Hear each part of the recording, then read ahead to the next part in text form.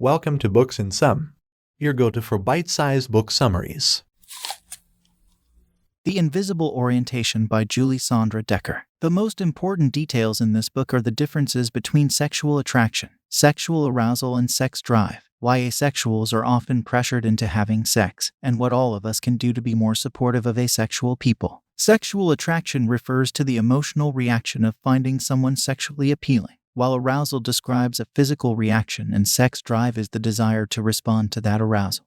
Asexuality is a sexual orientation that describes experiencing a lack of sexual attraction to anyone, but this doesn't mean they can't get aroused or feel the desire to do something about it. Asexual people are perfectly capable of having sex with people they don't find attractive, and as with other sexual orientations, being asexual is neither a decision nor a choice. People often respond to an asexual person with condescension, suggesting that the person doesn't fully understand their own feelings. However, asexuality is a sexual orientation just like any other, and strong relationships can be built upon romance, without sex. Even without the act of sex, there are other intimate physical activities to take into account, such as caressing, cuddling, spooning, or even enjoying the sensual experience of kissing. People in asexual romantic relationships still find fulfillment through intimacy, and having a partnership in life, and intimacy that doesn't need to be defined by sex, but instead comes from the comfort and trust of partnership. Many people don't know asexuality exists, leading to a feeling of invisibility. This can lead to characterizations of asexuals as overly religious, passionless, or antisocial,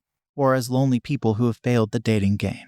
Even compassionate people tend to assume that asexuals are immature and that it is just a passing phase. Even if someone understands that asexuality is a mature and permanent sexual orientation, they still tend to belittle it by saying things like, "Wow, I couldn't live without sex," or "Your life must be so uncomplicated." People have many misconceptions about asexuality, which can lead to accusations and diagnoses of mental illness. Asexuals are often asked to prove their orientation is not caused by a mental or physical illness before being accepted for who they are. They are also sometimes asked to seek psychological help and have their mental health examined. People often suggest that asexuals are in denial of being gay or afraid to come out of the closet. But being asexual doesn't make life easy, so it makes little sense for someone to hide homosexuality behind asexuality. Despite this, it is still common for asexuals to be pressured to have heterosexual sex. Asexuals are still faced with the label of being unnatural despite the fact that they can conceive children as well as anyone else. This pressure is often insidious, with people trying to convert asexuals into liking sex. Asexuals can end up in abusive relationships with partners who think sex is owed to them, and facing society's pressure to change themselves can cause immeasurable stress. A growing number of forums and organizations provide support and spread awareness about asexuality, and a survey among asexuals provided a plausible answer: cake. The invisibility of asexuals is a result of a lack of awareness, but they are still an enriching presence in the LGBT community. There are worldwide groups and dating sites dedicated to asexuals, as well as sites that offer material on how to educate people about asexuality. The internet is where asexual people can find the greatest variety of resources and discuss issues among themselves and with others. Hopefully, this will lead to more non-asexual people spreading awareness and including the orientation in their work.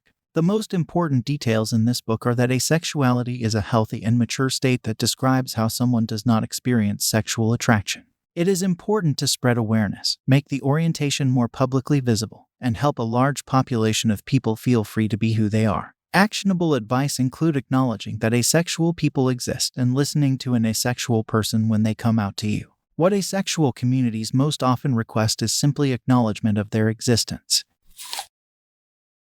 We hope you found this summary helpful in your listening journey. If you're interested in diving deeper into the topic or getting your hands on the whole book, be sure to check the description below where we've included links to the book and other related products that may be useful to you. Don't forget to hit that subscribe button to stay updated on our latest book summaries, and feel free to leave a comment with any suggestions or requests for books you'd like us to cover. Thanks again for tuning in, and happy listening.